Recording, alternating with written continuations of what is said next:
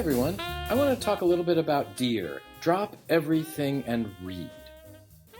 If you're in the 7th or 8th grade, a lot of this will seem familiar, but it's always good to renew and refresh at the beginning of a new school year.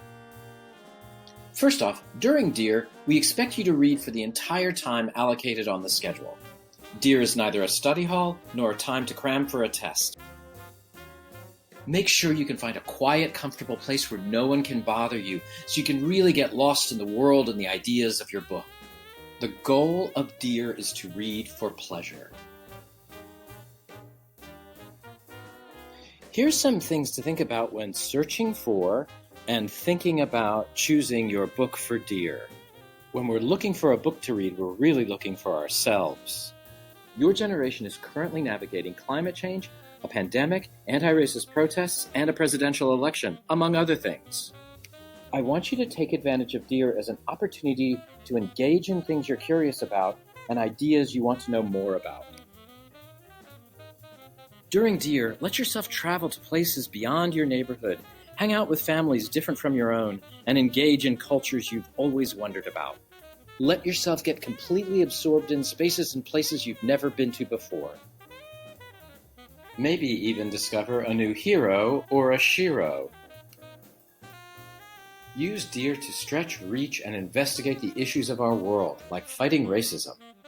Mrs. Garriak has lots of great book lists if you need ideas. The best way for me to find out about books is to take suggestions from friends, so I enlisted some reading buddies to share some of their favorite books. I hope this gives you some cool ideas you might not have thought about otherwise. So the book I would like to recommend for you to read is actually a script. It's called And a Child Shall Lead by Michael Slade, and it's a play about children that were living in a ghetto during the Holocaust and during the war, and their story and journey about surviving in that environment. If you want to read it, go to playscripts.com, and I hope you enjoy it as much as I have. Hi, I'm Miss T, and I wanted to share a recommendation for a book I read this summer. It's called This Book is Anti-Racist. It's meant for young adult readers like yourselves and has clarifying vocabulary that helped me understand words that I don't think I truly got before, history that I didn't know about racism in this country, and advice on how to be an effective anti-racist. I highly recommend, and I hope you enjoy. Hi, Crystal. My book recommendation is When My Name Was Keiko by Linda Sue Park. It takes place in Korea during World War II when Korea was occupied by Japan. It's a story about family, life under occupation, and most of all, identity. I really hope you pick it up. I'd love to hear what you think of it when you're done. Thanks. Hello, middle schoolers. I love reading comic books or graphic novels, and I have a few in French, but you can find them in English. Asterix and Obelix is one of my favorite. I also like Yoko Tsuno. It's a great superhero as a girl and science fiction. I also love Lucky Luke in French, tells us the story about America in a comic way, and the Schtroumpf, which are the Slurf, I think, in English. But all those are fun to read and relax and unplug. I have a book recommendation for you. It's called The Night Diary. It's written by Veera Hiranandani, and it's an incredible story about 12-year-old Nisha.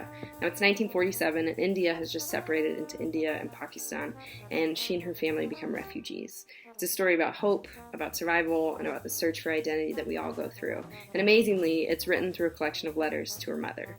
I'm so excited for you to read it, and I can't wait to chat with you when you do. Hello, I want to recommend 2 books. One is The Curious Incident of the Dog in the Nighttime. It is a mystery about a suspicious death of a neighborhood dog, and the main character, Christopher, has a brain that works in different and interesting ways, and he is also a big fan of numbers. So if you like numbers, this could be a fun book for you. And secondly, I want to recommend Just Mercy, which is written by Brian Stevenson, who is a lawyer in Alabama who works for the Equal Justice Initiative, and he fights for people who've been wrongfully accused or potentially did not get a fair trial and were potentially sentenced to something stronger than they should have been. That is the official version, but then I was also able to find the young adult version on my library app. Enjoy! What is up, you guys? It's Mr. Long here, and I want to recommend a book called Ender's Game by Orson Scott Card. It is a book that aliens have attacked Earth twice, and the only people that can save Earth, kids. The government is breeding kids to be military geniuses. And are they going to save the day? Well, you have to find out. Hope you enjoy it. Let me know what you think, and read away. All right. Hi, this is Mrs. Gariak, and the book I want to recommend to you is The Poet X by Elizabeth Acevedo. This is the story of a sophomore in high school living in Harlem, which is a neighborhood in New York City. And what's amazing about this book is it's about a girl who's trying to figure out who she is and how what she's feeling inside might be different than what her parents expect her to be or what her culture expects her to be. And how she discovers who she is through writing spoken word poetry and joining a spoken word poetry club at her high school. And what's awesome about it is if you listen to the audiobook of this novel, which can be found on your Sora app, you can hear the author read the book. And the author is a national champion in the spoken word poetry world. So yes, read the book, but even more so, I want you to go out and listen to it. It will blow your mind. It's amazing. This book has won also numerous awards, so I hope you will get after it. All right, you guys, Ghost Boys, written by Jewel Parker Rhodes. Now, it's an important story about 12-year-old Jerome, who is shot and killed by a white police officer for playing with a toy gun. Now, the story reminds readers of the real-life shooting of Tamir Rice, and the title references all the young men and boys who have been taken from their families too soon because of racism. It's a powerful book, and I hope you check it out. Hi, everyone. I wanted to share with you a book that has been really important to me in my life, especially as an educator. And some of you might know, I first came to Crystal as a history teacher. This is called A Young People's History of the United States. It's the kind of YA version of Howard Zinn's People's History of the United States. And this tells a perspective of our American story through the lens of those who are often underrepresented or not represented at all when we study American U.S. history. And it's this version is beautifully written, very clear, and will surprise and delight you.